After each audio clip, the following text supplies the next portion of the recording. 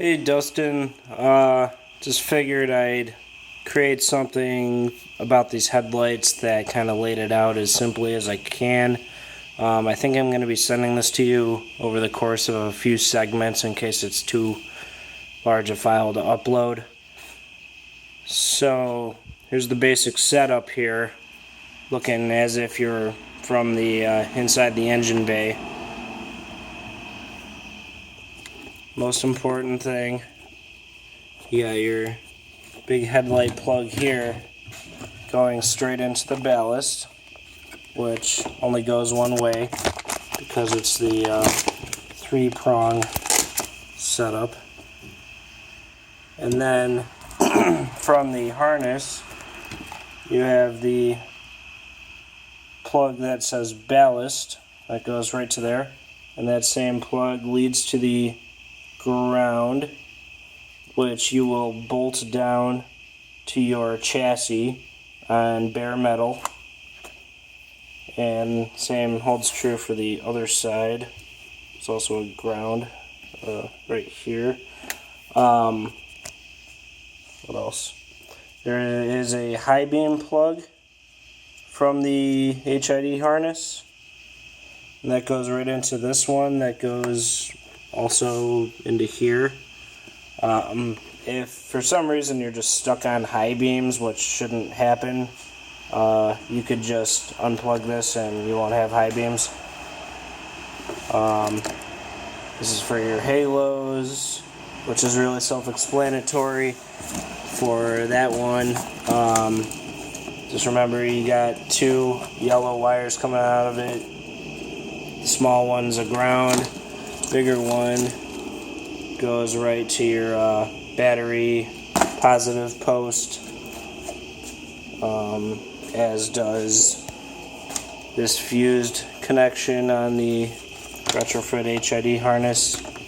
This goes right to your battery positive post, which I think you had figured out. The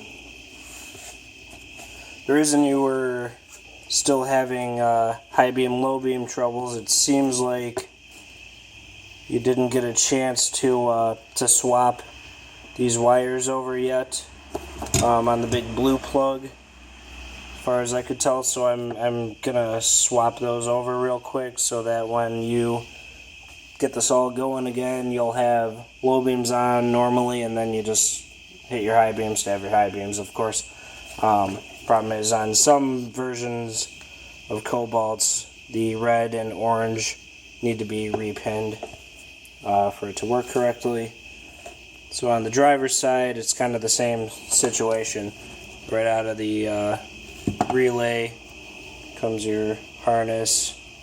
Got your high beam plug, which leads right into the back of the headlight. You got your big shiny plug that goes right into the three-prong on the ballast.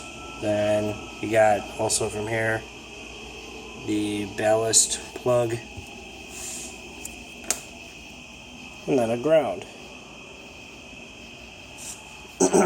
which you can share with your halo ground. And then lastly, here's your setup for the HID churn signals. The blue wire coming out of your churn signal bulb is the signal wire, so that's why I tap into this with the what's it called, hyper flash resistor, and then that just gets grounded.